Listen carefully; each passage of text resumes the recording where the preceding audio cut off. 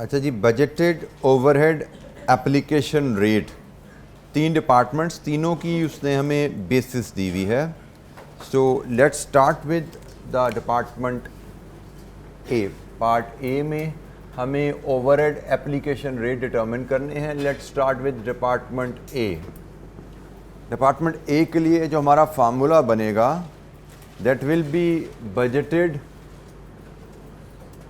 Overheads divided with budgeted machine hours. Machine hour basis पे overhead application rate हमने निकालना है। तो ये हमारा फार्मूला है, इसमें वैल्यूज फीड करें। उसने कहा जी डिपार्टमेंट ए के बजटेड ओवरहेड्स आर ₹5 मिलियन और डिपार्टमेंट ए के budgeted machine hours 400,000 machine hours.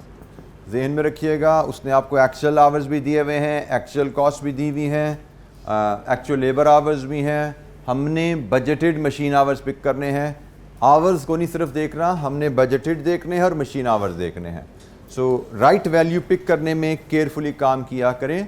अक्सर बच्चों की टेंडेंसी होती है कि वो रश करते हैं डाटा के ऊपर। फॉर एग्जांपल आपने कहा मुझे मशीन आवर्स चाहिए, बस मशीन आवर्स जहाँ लिखे नजर आए पड़े नजर आए उठा लिए, विदाउट रियलाइजिंग कि हमें बजटेड मशीन आवर्स चाहिए। क्वेश्चन में एक्चुअल मशीन आवर्स भी अवेलेबल हैं। So we have to be carefully काम कीजिए। इसीलिए पहले फार्मूला लिखा गया, हमें नजर आ जाए हमें क्या इन्फॉर्मेशन पिक करनी है। तो क्या आया जी यहाँ से रेट 12.5 पर मशीन आवर। ये जी हमारा डिपार्टमेंट ए का एप्लीकेशन रेट आ गया। डिपार्टमेंट बी का जो फार्मूला बनेगा वो बनेगा जी, इसकी एब्जॉर्प्शन बेसिस है labour hour. That will be budgeted overheads divided with budgeted labour hours. ये डिपार्टमेंट बी की ओवरहेड एब्जॉर्प्शन रेट का फार्मूला बनेगा। डिपार्टमेंट बी के बजटेड ओवरहेड्स कितने हैं? लिखा जी for department B budgeted overheads for department B at 15% of labour cost. Department B के budgeted overheads 15% of labour cost के बराबर हैं। कौन सी लेबर कॉस्ट, एक्चुअल या budgeted? Must be budgeted. Actual cost तो साल के एंड में पता लगती है ना, हम तो साल के शुरू में सारी वर्किंग कर रहे हैं, तो साल के शुरू में तो बजटेड लेबर कॉस्ट अवेलेबल होगी। तो हम बजटेड लेबर कॉस्ट अगर इसकी देखें, डिपार्टमेंट बी की लेबर आवर 500 हैं, 500 लेबर आवर्स हैं और लेबर का रेट है 120। ये बजटेड लेबर कॉस्ट होगी। This is budgeted labour cost of department B. इसका 15% बजटेड, सॉरी 15 है कितना, हाँ 15% बजटेड ओवरहेड्स हैं। ये जी बजटेड ओवरहेड्स हो गए divided with budgeted labour hours 500,000 labour hours. तो यहाँ से रेट ले सकते हैं आप, budgeted overheads divide with budgeted labour hours ₹18 पर लेबर आवर। ये जी डिपार्टमेंट बी का ओवरहेड एप्लीकेशन रेट आ गया, ओवरहेड एब्जॉर्प्शन रेट आ गया। फार्मूला बेसिक्स हमें पता है जी, budgeted overhead divide with budgeted activity. उस फार्मूले को हमने यहाँ पे अप्लाई किया। अच्छा जी डिपार्टमेंट सी का उसने कहा जी as a percentage of prime cost.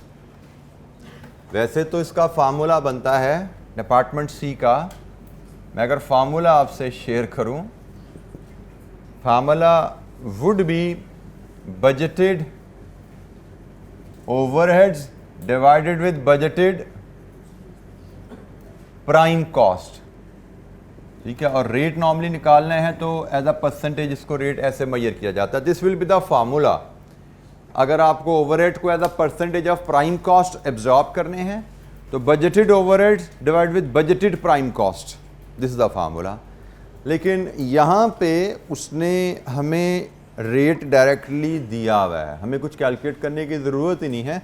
उसने हमें बताया हुआ है कि डिपार्टमेंट सी का ओवरहेड एप्लीकेशन रेट क्या है, 5% of prime cost. We don't have to calculate, even I did not have to write this formula here, इसकी भी ज़रूरत नहीं थी। ठीक है, क्योंकि डिपार्टमेंट सी का रेट उसने हमें बताया हुआ है कि एब्जॉर्प्शन रेट क्या है, 5% ऑफ प्राइम कॉस्ट। रेट हमें चाहिए था, वो 5% ऑफ प्राइम कॉस्ट मिल गया है। सो department A, department B, department सी, तीनों डिपार्टमेंट के ओवरहेड एप्लीकेशन रेट्स हमारे पास अवेलेबल हैं। फार्मूला मैंने सिर्फ आपकी इंफॉर्मेशन के लिए, याद दहानी के लिए यहाँ पे लिखा, otherwise it was not required here because rate was readily available. अगर रेट हमें ना दिया जाता, हमें ये इन्फॉर्मेशन दी जाती, तो हम इस फार्मूले की मदद से रेट निकाल लेते। हमें तो रेट पहले ही दे दिया गया, वो हमें बता देता कि ये बजटेड ओवरहेड इतने मिलियन है और बजटेड प्राइम कॉस्ट इतनी है, तो हम रेट निकाल लेते इस फार्मूले की मदद से। उसने तो हमें रेडीली रेट ही दे दिया, तो we were not required to perform any calculation for this department. जी जनाब, एनी क्वेश्चन, कोई सवाल? We are done with part A.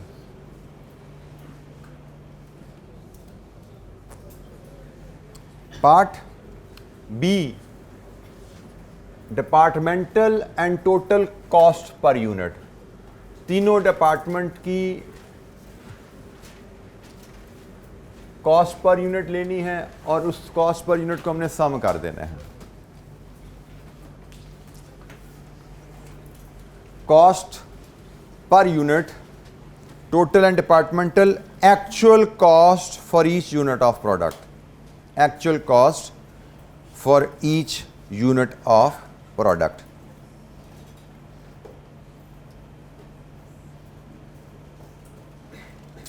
Actual cost लेने का तरीका क्या जी? हमें डाटा गिवन है, हमें एक्चुअल मटेरियल कॉस्ट अवेलेबल है, एक्चुअल लेबर कॉस्ट अवेलेबल है और एक्चुअल ओवरहेड्स भी अवेलेबल है। ये सारा डाटा इस क्वेश्चन में हमें अवेलेबल है। सो अगर हम एक्चुअल मटेरियल कॉस्ट लें, एक्चुअल लेबर कॉस्ट लें, लेबर कॉस्ट को हमें कैलकुलेट करना पड़ेगा, इसकी जगह मैं यहीं पे छोड़ देता हूं, और एक्चुअल ओवरहेड्स लें, तो यहां से हमें टोटल एक्चुअल कॉस्ट मिल जाएगी। और इसको हम अगर डिवाइड कर दें एक्चुअल प्रोडक्शन से, तो हमें कॉस्ट पर यूनिट मिल जाएगी। ये cost per unit department wise होगी और फिर इसको सम कर देंगे तो कॉस्ट पर यूनिट टोटल आ जाएगी। हमसे दो चीज़ें उसने मांगी हैं, उसने कहा जी cost per unit department wise बताइए और टोटल भी बताइए। दिस इज आवर फॉर्मेट जिसको हमें यूज करना है। एक्चुअल कॉस्ट डिपार्टमेंट वाइज क्या आ रही है और टोटल क्या आ रही है, उसका तरीका क्या है? हमको टोटल एक्चुअल कॉस्ट लें, यूनिट से डिवाइड कर दें तो कॉस्ट पर यूनिट आ जाएगी, डिपार्टमेंट वाइज भी आ जाएगी, फिर हम टोटल ले लेंगे। वैल्यूज़ रुपीज़ इन मिलियन में है, तो हम सारा डाटा यहाँ से रुपीज़ इन मिलियन में ही डील करते हैं। एक्चुअल मटेरियल कॉस्ट कितनी है जी? ए की 80, बी की 150, सी की 120। ये है जी हमारे पास एक्चुअल मटेरियल कॉस्ट। अब हमें चाहिए actual labour cost. Actual labour cost is it available? कैसे निकाल सकते हैं? हमें एक्चुअल लेबर कॉस्ट नहीं दी गई, हमें एक्चुअल लेबर आवर्स गिवन है। एक्चुअल लेबर आवर से एक्चुअल लेबर कॉस्ट निकालनी हो, क्या तरीका है? एक्चुअल लेबर आवर को किससे मल्टीप्लाई करें? लेबर रेट से। क्या हमें एक्चुअल लेबर रेट अवेलेबल है? यस सर, अच्छी बात है, मुझे नजर नहीं आया था, कहाँ पे है एक्चुअल लेबर रेट? किधर है एक्चुअल लेबर रेट? किधर है? किसको नजर आ रहा है यहाँ पे एक्चुअल लेबर रेट? इधर से नजर आया था, पीछे से किसी को? किसको नजर आया था एक्चुअल लेबर रेट यहाँ पे? अभी थोड़ी देर पहले मैंने जुमला बोला, जो वैल्यू चाहिए उसको ढूंढो। लेबर रेट चाहिए तो लेबर रेट को ना पकड़ो जाके, पूरा जुमला देखो मैं क्या बोल रहा हूं। हमें चाहिए actual labour rate, look for actual labour rate. हो सकता है इस क्वेश्चन में एक्चुअल भी दिया जाता, बजटेड भी दिया जाता, हो सकता है बजटेड 120 है, एक्चुअल उसने 125 दिया होता, तो आप सिर्फ लेबर रेट उठा लोगे तो गलत उठा के चले जाओगे। पूरी डिस्क्रिप्शन जहन में लाओ कि विच इंफॉर्मेशन डू यू नीड। आपको एक्चुअल लेबर आवर्स चाहिए, एक्चुअल लेबर आवर्स, बजटेड नहीं चाहिए। यहाँ पे बजटेड भी अवेलेबल है, क्योंकि हम एक्चुअल लेबर कॉस्ट की तरफ जा रहे हैं। एक्चुअल लेबर कॉस्ट आती है actual labour hours into actual labour rate. Actual labour hours हमने आइडेंटिफाई कर लिए, एक्चुअल लेबर रेट नहीं अवेलेबल। सिर्फ बजटेड लेबर रेट अवेलेबल है। अब हमें पता है हमें एक्चुअल लेबर रेट चाहिए, एक इंफॉर्मेशन हमें चाहिए which is not available in the question.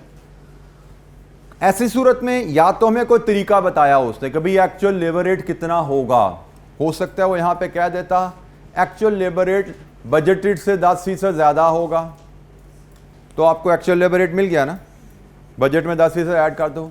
हो सकता है वो कह देता एक्चुअल लेबर रेट बजट से 5% कम होगा, एक्चुअल लेबर रेट मिल गया आपको। You must keep this thing mind, you need actual rate. अब उसने कुछ नहीं बताया, साइलेंट है, बट हमें एक्चुअल रेट चाहिए, तो we have no option but to assume कि एक्चुअल बजटेड के बराबर ही होगा। फिर हमें एक्चुअल रेट चाहिए, क्वेश्चन में अवेलेबल नहीं है, तो इस तरह की सूरत में आपको बाज़ का अजम्पशन भी लेनी पड़ेगी। बी प्रिपेयर्ड, इस तरह के सवालों में आपको अज्यूम करना पड़ेगा, जैसे ये हम अजम्पशन यहाँ पे ले रहे हैं, भाई हमें एक्चुअल रेट चाहिए, एक्चुअल रेट क्वेश्चन में अवेलेबल नहीं है, हाँ बजटेड रेट अवेलेबल है। बजट होता है अंदाज़ा, एक्चुअल जो असल खर्चा हम पे करेंगे, हमें असल खर्चा नहीं पता तो हम अज्यूम कर लेंगे भाई जो अंदाज़ा था वो ठीक ही था। This is our basic assumption. तो हम यहाँ पे जो इस अजम्पशन के तहत ये एक नोट लिख देंगे कि भाई हम अज्यूम कर रहे हैं एक्चुअल रेट बजटेड रेट के बराबर है। इसके बाद हम एक्चुअल लेबर कॉस्ट डिटरमिन कर लेंगे 0.25 मिलियन लेबर आवर्स, क्योंकि हम मिलियन में वैल्यूज़ ले रहे हैं ना, इंटू 120, ये डिपार्टमेंट ए आ गया, सॉरी 0.22 और ये डिपार्टमेंट ए आ गया। डिपार्टमेंट बी के लेबर आवर्स हैं 0.53 मिलियन इंटू 120 और डिपार्टमेंट सी के लेबर आवर्स हैं 0.24 मिलियन इंटू 120।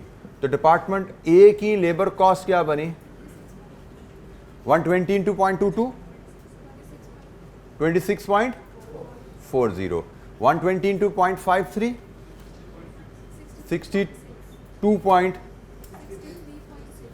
63.6 और 120 इंटू 0.24 28.80। ये जी हमारे पास एक्चुअल लेबर कॉस्ट की फिगर आ गई। हमने एक नोट छोटा सा लिख देना है इसके वर्किंग्स में कहीं नीचे कि हम अज्यूम कर रहे हैं कि actual labour rate absorbed budgeted labour rate के बराबर है। एक छोटा सा नोट लिखेंगे, उसके बाद लेबर की हम कॉस्ट की कैलकुलेशन कर लेंगे। एक्चुअल ओवरहेड्स चाहिए, वो फिगर हमें रेडीली अवेलेबल है। Actual overhead for department A B C are 5.35, 8.9, 7.45। लीजिए सम कीजिए इन वैल्यूज़ का। डिपार्टमेंट ए की टोटल कॉस्ट कितनी बनी, 111.75। डिपार्टमेंट बी की टोटल कॉस्ट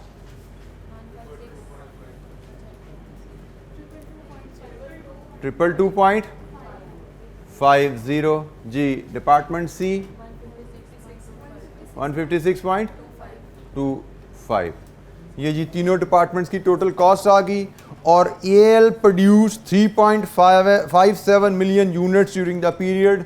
3.57 हम यहाँ पे प्रोडक्शन भी यूनिट्स इन मिलियन ले लेते हैं, ऊपर डाटा सारा मिलियन में है, तो ये 3.57 टोटल प्रोडक्शन 3.57 है। तो इसका मतलब तीनों डिपार्टमेंट से निकल के यूनिट्स फाइनल होता है ना, तो हर डिपार्टमेंट से 3.57 यूनिट्स प्रोड्यूस हुए हैं, तो ही टोटल प्रोडक्शन हमारी 3.57 मिलियन आई है। तो हमने हर डिपार्टमेंट की टोटल कॉस्ट को 3.57 से डिवाइड करना है, तो department wise cost per unit आएगी। और ये जो कॉस्ट पर यूनिट आएगी, या ख्याल कीजिएगा डाटा हैंडलिंग राउंडिंग ऑफ हुई हुई है, ये भी मिलियन में है, ये भी मिलियन में है, तो जो कॉस्ट आएगी वो रुपीज़ में आएगी। डाटा हैंडलिंग जब राउंडिंग ऑफ हुई हो तो you need to have good command over data handling. Million में रुपीज़ को मिलियन में यूनिट से डिवाइड कर दोगे तो मिलियन मिलियन उड़ जाएगा, पीछे कॉस्ट आपकी रुपीज़ में आने वाली है। कितनी है जी, 2 डेसिमल तक बोलिएगा। 31.30, 62.30, 32, 43.76 और सम कीजिए तीनों का।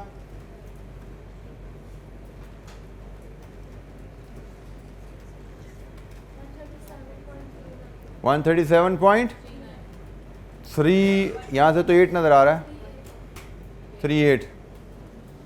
जी actual cost per unit department wise and total. जी कोई सवाल?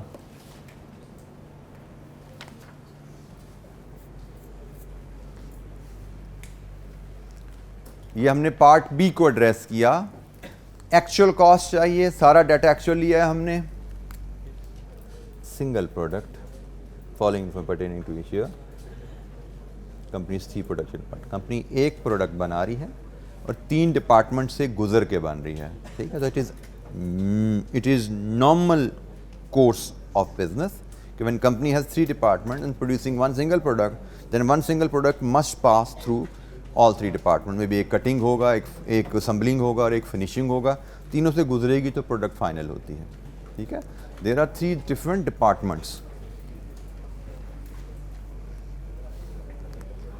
जी जनाब, एनी क्वेश्चन, कोई सवाल? 3.57 million total production. So this is normal course of business कि एक कंपनी के अगर एक से ज़्यादा डिपार्टमेंट्स हैं और कंपनी एक प्रोडक्ट बना रही है तो वो प्रोडक्ट हर डिपार्टमेंट से पास हो के ही कंप्लीट होगी। तो टोटल प्रोडक्शन 3.57 मिलियन है, तो 3.57 मिलियन पहले डिपार्टमेंट ए से गुजरे होंगे, फिर बी से गुजरे होंगे, फिर सी से गुजरे होंगे, फिर फिनिश गुड बनी होगी। तो ये खर्चा भी 3.57 का है, ये खर्चा भी 3.57 का है, ये खर्चा भी 3.57 का है। डिपार्टमेंट वाइज पर यूनिट खर्चा क्या है और टोटल कॉस्ट पर यूनिट क्या है, ये हमने पार्ट बी को एड्रेस किया। अब बारी आई पार्ट सी की। पार्ट सी में हमसे वो कह रहा है जी आप department wise over under absorb बताइए क्या है। तो उसके लिए हम लेते हैं पहले actual overheads. Rupees in million में अवेलेबल है हमारे पास ये 5.35, 8.90, 7.45 और इसके नीचे हम एब्जॉर्ब्ड ओवरहेड कैलकुलेट कर लेते हैं। देन विल कंपेयर ए के एब्जॉर्ब्ड ओवरहेड, बी के एब्जॉर्ब्ड ओवरहेड, सी के absorbed overhead and then will see कि भाई ओवर हैं या अंडर हैं, एब्जॉर्ब या अप्लाइड एक ही बात है। एब्जॉर्ब्ड ओवरहेड लेने के लिए एब्जॉर्प्शन रेट हमारे पास है, एब्जॉर्प्शन रेट हमारे पास है और इन एब्जॉर्प्शन रेट के मुताबिक हम ओवरहेड एब्जॉर्ब्ड डिटरमिन करते हैं। डिपार्टमेंट ए के एब्जॉर्ब्ड ओवरहेड आएंगे actual activity into overhead absorption rate, actual machine hour into 12.5। Department A के ओवरहेड एब्जॉर्प्शन रेट आएगा जी, एब्जॉर्प्शन आएगी actual machine hour 0.34 million machine hour multiplied with 12.50, कितने million? 4.25। ये डिपार्टमेंट ए के overhead absorbed हैं। Department B के overhead absorbed labour hour, actual labour hour into overhead absorption rate 0.53 million labour hours into overhead absorption rate 18, कितना है जी? 9.54। Department C 5% of prime cost, actual prime cost. Prime cost होती है direct cost, ये plus ये आपकी prime cost है 120 million plus 28.8 million, this is your prime cost. Actual cost का 5% ऑफ प्राइम कॉस्ट कितना है जी? 7.44। ये जी आपके एब्जॉर्ब्ड ओवरहेड्स हैं। एब्जॉर्ब्ड ओवरहेड क्या होते हैं? एक्चुअल एक्टिविटी, मतलब एक्चुअल जो बेस है आपकी, जिसकी ऊपर आपने ओवरहेड एब्जॉर्प्शन रेट या एप्लीकेशन रेट निकाला है। Actual activity into overhead absorption rate. Department A की बेस थी मशीन आवर्स, तो डिपार्टमेंट ए के actual machine hours into overhead absorption rate. Department B की बेस थी लेबर आवर्स, तो डिपार्टमेंट बी के actual labour hours into overhead absorption rate. Department C की base थी prime cost, so actual prime cost into rate 5%। ये हमारे पास ये overhead absorbed आ गए हैं। तो हम यहाँ पे देख रहे हैं इधर it is under absorbed bye 0.9 या 1.1, sorry 1.1, over under absorbed bye 1.10, इधर इट इज़ ओवर एब्जॉर्ब्ड 0.64, यहाँ पे इट इज़ अंडर एब्जॉर्ब्ड 0.01। अब ये ओवर अंडर एब्जॉर्ब ब्रैकेट किसके गिर्द लगानी है, ये डिस्क्रिशनरी है, जैसे मर्जी प्रेजेंट कर दो, कोई फ़र्क नहीं पड़ता, बस हमने डिफ्रेंशिएट करना है कि भाई जो ब्रैकेट में है वो अंडर है, जो ब्रैकेट के बगैर है वो ओवर एब्जॉर्ब्ड है। ये एग्जामिनर को पता लगना चाहिए। आप ब्रैकेट बेशक इधर लगा दो, ओवर एब्जॉर्ब पे ब्रैकेट लगा दो, कोई फ़र्क नहीं पड़ता इससे। Over applied, under applied overhead या over absorbed, under absorbed overhead is one and the same thing.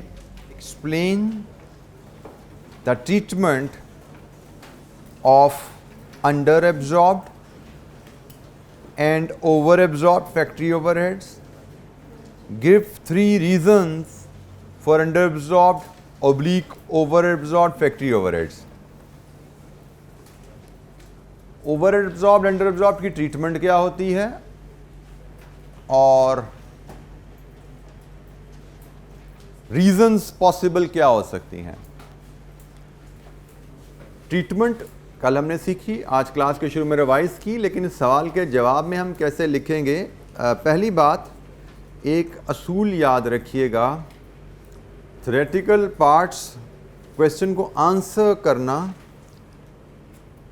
ये एक थोड़ा सा इन जनरल आर्ट होता है जिस पे कम बच्चों की ग्रिप होती है, और अक्सर बच्चे उस लैक ऑफ ग्रिप की वजह से परफॉर्म नहीं कर पाते थ्योरेटिकल पार्ट्स में या थ्योरेटिकल सब्जेक्ट्स में।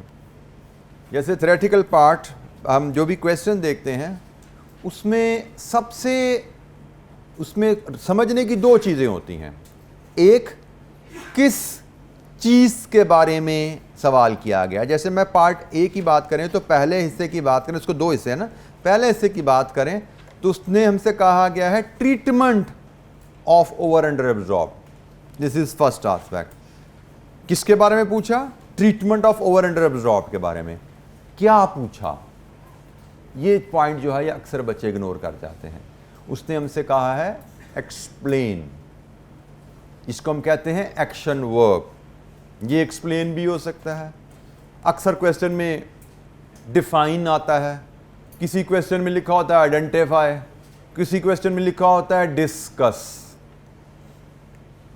Every action verb demands different type of answer. बेशक आगे किसके बारे में आइडेंटिफिकेशन है वो सेम है, आइडेंटिफाई एक्स,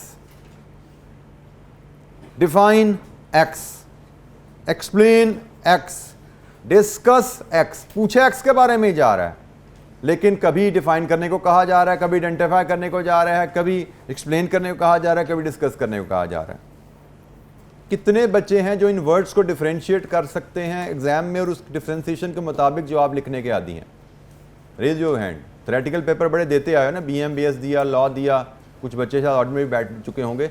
इन वर्ड्स को कितने बच्चे हैं जो कैप्चर करने के आदी हैं? सवाल में मांगा क्या है, किसके बारे में है तो सबको पता लग जाता है क्या मांगा है। कितने बच्चे हैं इसके आदी? 1 2। एंड देन यू से कि जी पेपर पास नहीं होता।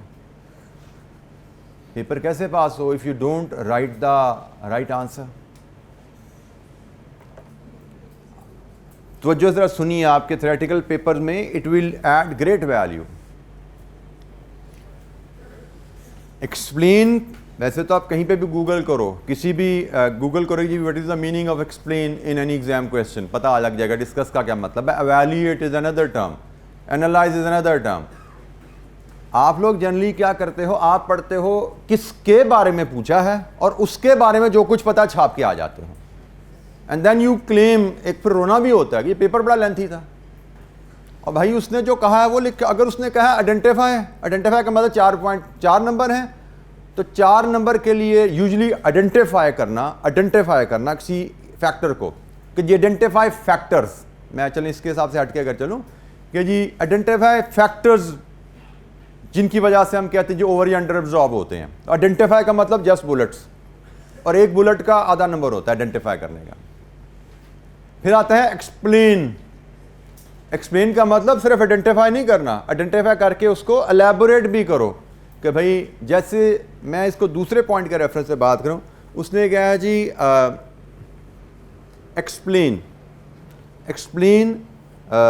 Give 3 reason. गिव 3 रीजन का मतलब, गिव का मतलब आइडेंटिफाई होता है, गिव का मतलब आइडेंटिफाई है, लेकिन वो अगर कहता है एक्सप्लेन 3 रीजंस तो फर्क है, एक है गिव 3 रीजन, एक है एक्सप्लेन 3 रीजन।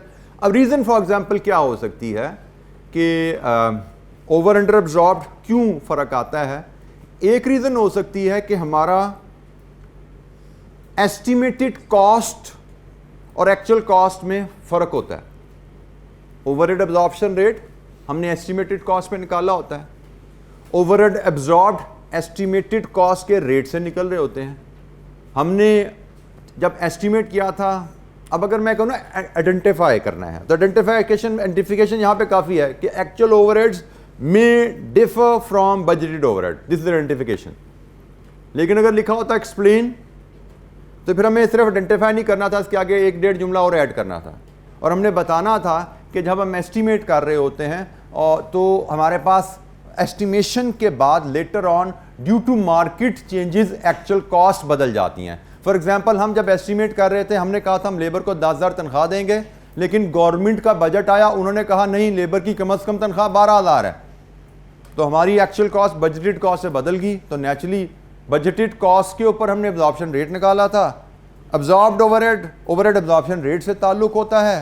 एक्चुअल ओवरहेड 12,000 आ गए तनख्वाह वर्कर की, हमने एब्जॉर्प्शन की हुई है 10,000 के हिसाब से। एक्सप्लेन का मतलब फिर कोई एक उसकी फर्दर एक्सप्लेनेशन दो कि कैसे।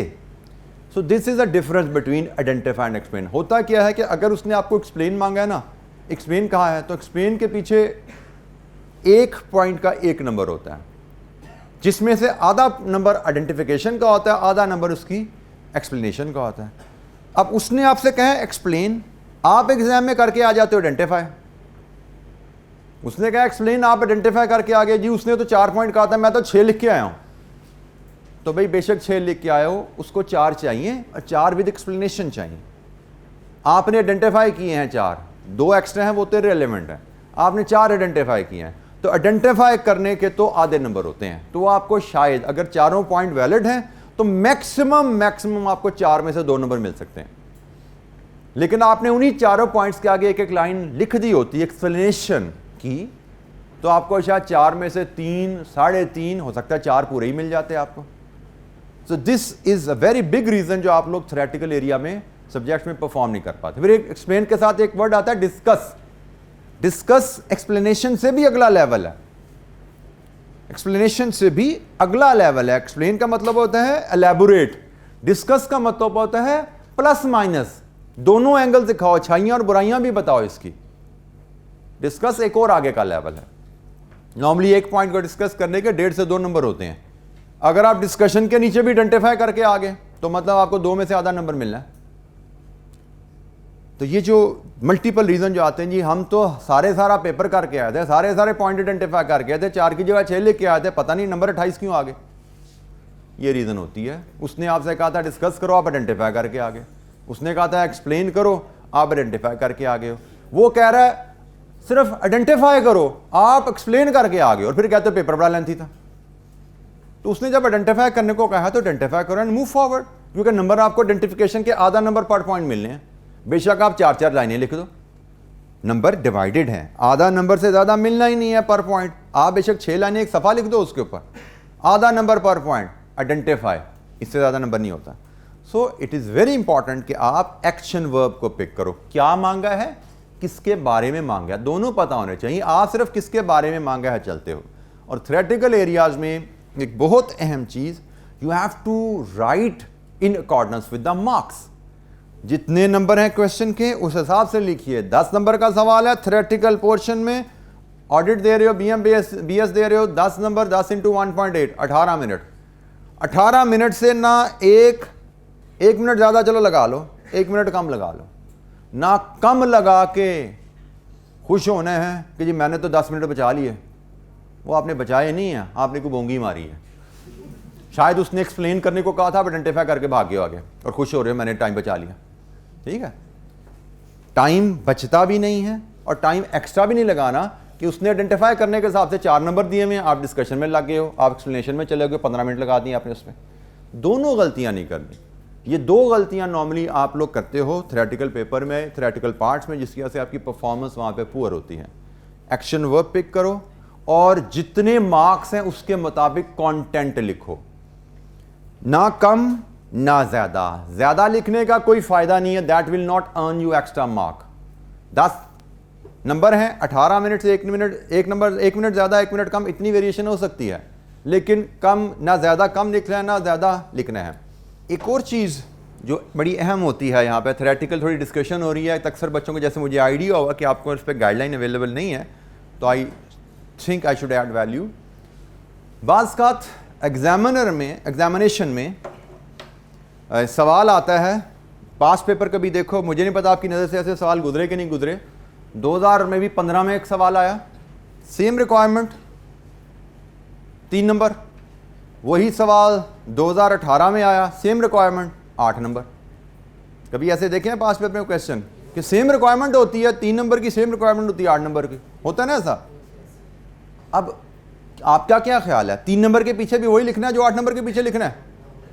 अगर वही लिखोगे जो 3 नंबर के पीछे लिखा, तो 3 में से तो आगे 2 नंबर, लेकिन 8 नंबर के पीछे भी वही लिख के आओगे तो 8 में से भी 2 ही आएंगे, क्योंकि जो क्वांटिटी है मार्क्स से मैच होती है। कितना मैटर लिखना है, मार्क्स विल टेल यू। अब 3 नंबर का सवाल है, कोई एक टॉपिक हम देखते हैं, अगर कुछ ज़हन में लाएं। फॉर एग्जाम्पल चलिए इसी सवाल को पकड़ते हैं। उसने कहा explain the treatment of under over absorbed, 2 number. इसी सवाल को पकड़ा, explain the treatment of over under absorb, 2 number. 2 number का मतलब हमारे पास 3-4 मिनट है लिखने के लिए, तो शायद इसमें हम सिर्फ यही लिख पाएंगे कि भाई ओवर अंडर एब्जॉर्ब्ड तब अराइज होते हैं या कि जब आपके एक्चुअल ओवरहेड और एब्जॉर्ब्ड ओवरहेड में फ़र्क हो। इसकी 2 ट्रीटमेंट के तरीके हैं। अगर यूनिट सारे बिक चुके हों तो आप कॉस्ट ऑफ सेल में क्लोज करते हैं, पार्टली बिके हैं और पार्टली इन्वेंट्री में है तो आप ओवर अंडर एब्जॉर्ब को स्प्लिट कर देते हो एडजस्टमेंट को कॉस्ट ऑफ सेल्स और फिनिश गुड्स में। 2 नंबर का जवाब हो गया। अब लेकिन अगर यही सवाल 5 नंबर का हो, अब यही जवाब लिख के आओगे तो नंबर मिलेंगे 2-5 में से आपको, या 1.5।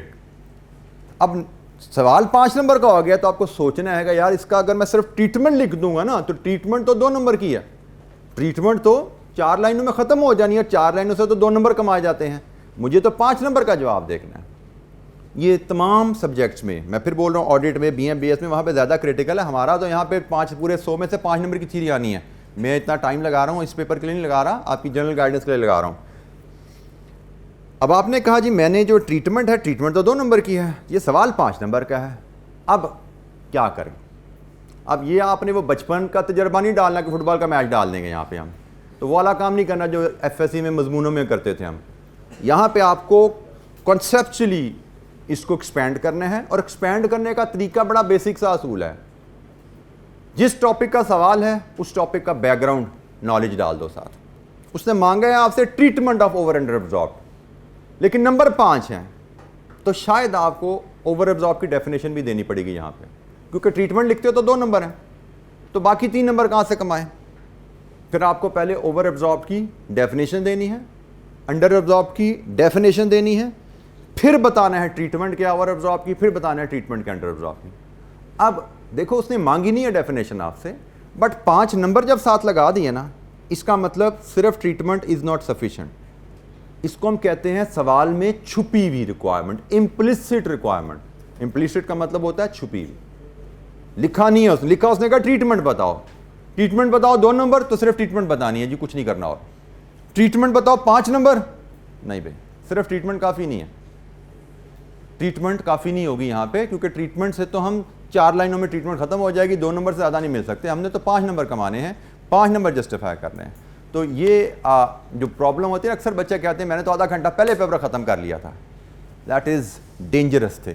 आधा घंटे पहले पेपर अगर ख़त्म कर रहे हो उसका मतलब you are not addressing the full requirement, आप बीच में इम्प्लिसिट रिक्वायरमेंट को भूल रहे हो, आप आइडेंटिफाई एक्सप्लेन डिस्कस के वर्ड पिक नहीं कर रहे। आप अगर वो पिक कर रहे हो तो आप वक्त के मुताबिक लिखते हो, कभी 10 नंबर का सवाल 18 मिनट, ना टाइम कम होना चाहिए, ना कम टाइम लगा के खुश हो, ना ज़्यादा टाइम लगा के खुश हो जी मैंने बड़ा अच्छा जवाब लिख दिया, क्योंकि बड़ा अच्छा जवाब 10 सवाल पे या 10 नंबर के सवाल पे 25 मिनट लगाओगे, 10 नंबर के सवाल पे 18 मिनट लगाओ, थ्योरी के पार्ट में भी 6 नंबर आएंगे, 6.5 आएंगे, आधा घंटा लगा दोगे आधा नंबर और ऐड हो जाएगा।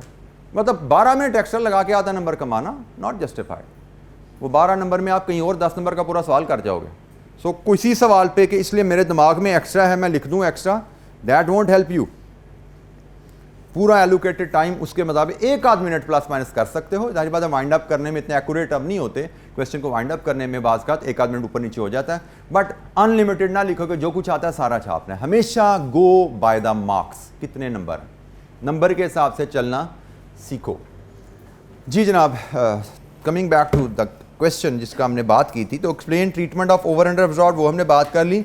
ग्रिफ 3 रीजंस पे हम आए थे, तो रीजंस में एक मैंने कही थी हमने एक्चुअल ओवरहेड्स और बजटेड ओवरहेड्स और एक्चुअल ओवरहेड फ़र्क होते हैं, एक ये रीज़न हो सकती है। दूसरा हो सकता है कि बजटेड एक्टिविटी और एक्चुअल एक्टिविटी फ़र्क होती है। हमने ओवरहेड एब्जॉर्प्शन रेट में अज्यूम किया था कि हम 10,000 घंटे काम करेंगे, तो हमने टोटल कास्ट को 10,000 घंटों में तकसीम कर दिया। एक्चुअल हो सकता है हम 12,000 कर लें काम, हो सकता है हम 8,000 कर लें, तो एब्जॉर्ब्ड ओवरहेड तो एक्चुअल इंटू रेट से निकल जाना। बजटेड हमने कहा था 10,000 घंटे काम करने, एक्चुअल हम ज़्यादा भी कर सकते हैं, कम भी कर सकते हैं, अकॉर्डिंगली हमारे ओवरहेड ओवर एब्जॉर्ब भी आ सकते हैं, अंडर एब्जॉर्ब भी आ सकते हैं।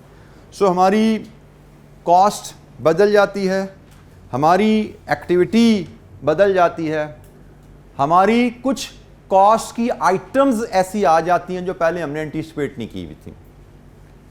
जैसे हमने एक्सपेक्ट नहीं किया था कि कुछ नए टैक्सेस आ जाएंगे, हमने एक्सपेक्ट नहीं किया था कि हमारी मिनिमम वेज बढ़ जाएगी इतनी ज़्यादा। एक तो है ना कि हमने कहा था जी बिजली बढ़ेगी 10% बढ़ेगी, बिजली 20% बढ़ेगी, और एक थी कुछ चीज़ हमने फोरकास्ट नहीं की थी, वो भी हमारी कॉस्ट में ऐड होगी। सो ये भी इशू होता है। तो ट्रीटमेंट पे भी हमने बात कर ली। Abnormal changes, extraordinary, this more और लेस यही चीज़ें हैं, कुछ और पॉइंट्स भी होंगे उनको देख लीजिएगा। Part B, compute the revised machine hour rate which the cutting department should use during the year 20x4, revised machine hour rate। पढ़िए जी डाटा। अच्छा जी, हम ऑलरेडी एक डिपार्टमेंट चला रहे हैं जिसमें एक मशीन हमने ऐड की है, उस मशीन की डिटेल हमें बताई गई है। हमें उस डिपार्टमेंट का करंट ओवरहेड एब्जॉर्प्शन रेट बताया गया है और कहा गया है मशीन का रिवाइज्ड डिपार्टमेंट का रिवाइज्ड रेट निकालिए। तो रिवाइज्ड रेट निकालने का लिए हम जो रिवाइज्ड ओवरहेड एब्जॉर्प्शन रेट लेंगे उसका फार्मूला जो बनेगा revised budgeted overheads divided with revised machine hours. हम करते क्या हैं कि हम एक वर्किंग बना लेते हैं, वर्किंग 1 हम बना लेते हैं रिवाइज्ड बजटेड ओवरहेड्स के लिए, और रिवाइज मशीन आवर्स यहीं पे कैलकुलेट कर लेंगे, नया रेट आ जाएगा। रिवाइज बजटेड आवर्स का स्टार्टिंग पॉइंट हमारा होगा हमारे एग्जिस्टिंग बजटेड ओवरहेड्स क्या हैं, और फिर इसमें हम ऐड कर देंगे overhead related to new machine. ये जब हम ऐड कर देंगे तो बॉटम पे शायद यहाँ पे जाके हमें रिवाइज्ड ओवरहेड मिल जाएंगे।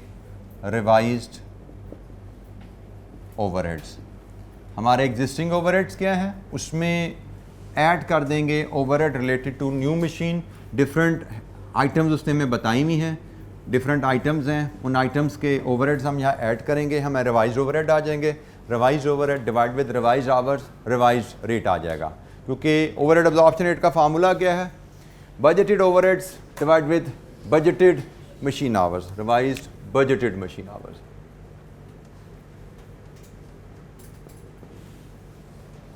एग्जिस्टिंग ओवरहेड्स हमारे कितने हैं? एग्जिस्टिंग ओवरहेड्स के लिए उसने जो लास्ट पैराग्राफ लिखा ना, अगर उसको पढ़ें, उसने कहा जी कंपनी सिंगल रेट यूज़ करती है और उसने बजट किया हुआ है कि 500 मशीनें मिलके 12,500 घंटे काम करेंगी, जिसमें से 900 घंटे मेंटेनेंस के होंगे। 12,500 में से 900 मेंटेनेंस के निकलेंगे। और करंटली कंपनी का जो कटिंग डिपार्टमेंट है उसका रेट 390 है। अगर मैं यहाँ पे working 1.1, always refer your working 1.1 पे आऊँ तो हम फार्मूला लिख सकते हैं, current overhead absorption rate is current, या इसको करंट की जगह एग्जिस्टिंग का वर्ड मैंने यूज़ किया है, तो let existing overhead absorption rate is existing budgeted overheads divided with existing budgeted machine hours. Existing rate हमें पता है 390 है। Existing hours कितने हैं, अभी कितने घंटे मशीन ने काम करना है। 12,500 चलना है, लेकिन काम 900 माइनस 900 तो मेंटेनेंस पे गुजर जाने हैं। सो जो टोटल खर्चा है उसने इन आवर्स से डिवाइड होने हैं। हमें एग्जिस्टिंग बजटेड ओवरहेड्स यहाँ से मिल जाएंगे। सॉल्व कीजिए इस इक्वेशन को, आपके एग्जिस्टिंग बजटेड ओवरहेड्स आ जाएंगे। कितने आते हैं जी? 452,400। ये अच्छी है आपके आगे एग्जिस्टिंग बजटेड ओवरहेड रुपीज़ में 452,400। ये आपके एग्जिस्टिंग बजटेड ओवरहेड्स आ गए। रिवाइज डिपार्टमेंटल रेट निकालना है। डिपार्टमेंट में एक नई मशीन ऐड हुई है, तो हमने कहा जी जो पुरानी मशीन के खर्चे हैं उसमें नई मशीन के खर्चे ऐड कर देंगे, डिपार्टमेंट के नए खर्चे आ जाएंगे। और इसी तरह जो पुरानी मशीन के आवर हैं उसमें नई मशीन के आवर ऐड कर देंगे तो नए आवर्स आ जाएंगे। So revise overhead divide with revise machine hours, हमारा रिवाइज रेट आता है। नई मशीन से रिलेटेड जो खर्चे में बताए गए हैं, एक डेप्रीसिएशन है, एक इलेक्ट्रिसिटी है, देन मेंटेनेंस है, देन पार्ट्स है, सॉरी फिर सैलरी है, नहीं मेंटेनेंस के बाद पार्ट्स है, इसके बाद ऑपरेटर की सैलरी है, और last is installation cost, installation of the machine, overheads, additional overheads, additional overheads. ये जी उसने हमें ख़र्चों की जो डिटेल बताई हुई है कि आप जब नई मशीन लगाएंगे तो नई मशीन से रिलेटेड ख़र्चे क्या क्या आने वाले हैं। तो अब हम नई मशीन से रिलेटेड सारे ख़र्चे जो अगले साल आने हैं, ये अगले साल के बजट ओवरहेड्स है ना, तो नई मशीन के खर्चे जो अगले साल आने हैं वो कैलकुलेट कर लेते हैं। अगले साल नई मशीन की डेप्रीसिएशन कितनी चार्ज होगी स्ट्रेट लाइन पे? 13 लाख माइनस 1 लाख, ये तरीका होता है। Initial investment minus residual value divide with 10। लेकिन ये तो साल की डेप्रीसिएशन है, हमने साल पूरा इस्तेमाल करनी है मशीन, हमने तो 11 महीने इस्तेमाल करनी है। तो बोलिए डेप्रीसिएशन कितनी अगले साल चार्ज होनी है?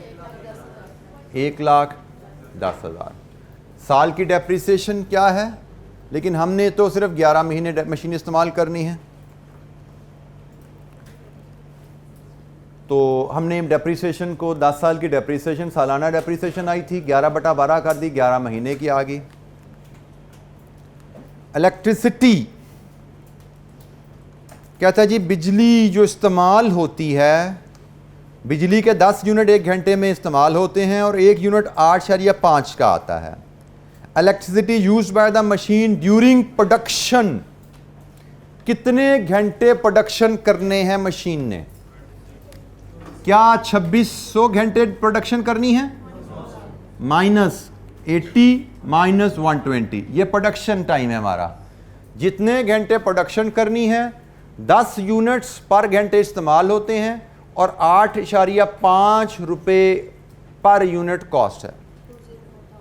204,000। इसमें आपके आंसर में एक गलती है, उसने ये आवर यहाँ पे लेस नहीं किए हुए, विच इज़ एपरेंट मिस्टेक। आप भी इसको नोट कर सकते हो कि प्रोडक्शन टाइम उसने कहा है बिजली प्रोडक्शन में इस्तेमाल होनी है 10 यूनिट, ये प्रोडक्शन का टाइम नहीं है, इसमें 10 यूनिट इस्तेमाल नहीं होनी। आपका आंसर 2600 पे कैलकुलेट हुआ है बुक में, उसको इग्नोर कीजिएगा, ये छोटी सी गलती आई कैप ने। कोई कैलकुलेशन समझ ना आए पूछिएगा। हमें इलेक्ट्रिसिटी नोट नंबर 1 में बताया गया है प्रोडक्शन में 10 यूनिट्स बिजली के इस्तेमाल होते हैं 1 घंटे के दौरान 8.5 के हिसाब से। तो प्रोडक्शन टाइम हमारा 2600 माइनस 80 माइनस 120 है। Cost of maintenance will be 25,000 per month. तो हमने तो 11 महीने काम चलाना है, 25,000 इंटू 11 कितनी आई जी? 275,000। पार्ट्स की रिप्लेसमेंट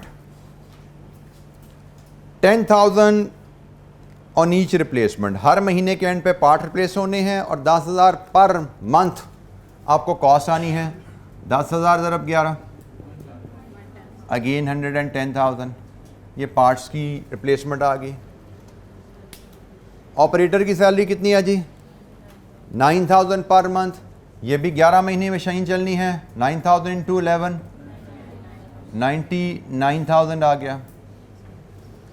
ओवरहेड उसने कहा जी इस मशीन की वजह से जो ख़र्चा बढ़ जाएगा बाकी डिपार्टमेंट का, वो उसने कहा जी 5,000 पर मंथ है, तो 5,000 इंटू 11 कर लें, इट इज़ 55,000।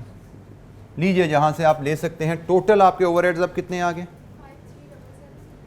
5377,000। ये आपके टोटल रिवाइज्ड ओवरहेड्स आ गए कि अब डिपार्टमेंट में पहले जो मशीनें चल रही थी उनका ख़र्चा ये था, नई मशीन ऐड की उससे अगले साल में ये ख़र्चा ऐड होने वाला है। 11 महीने मशीन चलनी है तो अगले साल ये ख़र्चा ऐड हो जाएगा। ये पुरानी मशीनों का ख़र्चा था, नई मशीन का ख़र्चा, टोटल ख़र्चा आ गया जी 5377,000। और टोटल आवर्स, पुरानी मशीन के आवर्स थे कितने थे जी? 12,000, ये आ रहे हैं 12,500 माइनस 900, और नई मशीन के आवर है 2600 माइनस 80 माइनस 120।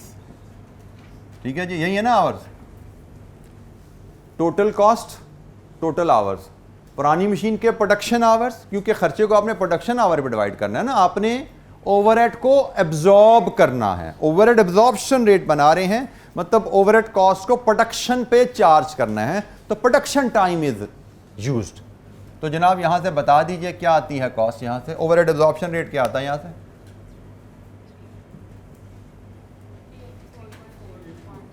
384.04 पर मशीन आवर। ये हमारा रिवाइज्ड ओवरहेड एब्जॉर्प्शन रेट।